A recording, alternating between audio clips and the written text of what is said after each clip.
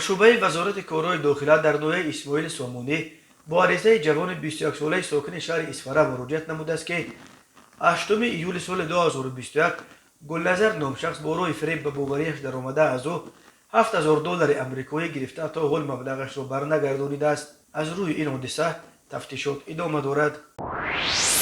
با شعبه وزارت کارهای داخله در نوع یووان با عریضه زن 36 ساله ساکن امین نویه مراجعت نموده است که 24 اکتبر سال 2021 شخصان نامعلوم با روی پنهانی به انبارخانه‌اش در آمده از آنجا 9 سر چارهای میده شاخدار را دزدیده از جای حادثه غیب زدند.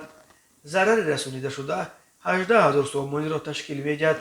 در نتیجه گذرانیدن چاره‌بینی‌های اپراتیوی جستجویی از جانب کارمندان میلیسیا، جوان 24 ساله ساکن امین نویه همچون گمانبر در صادر نمودن جنایت دزدی دستگیر کرده شد. از روی این حادثه تفتیشات ادامه دارد.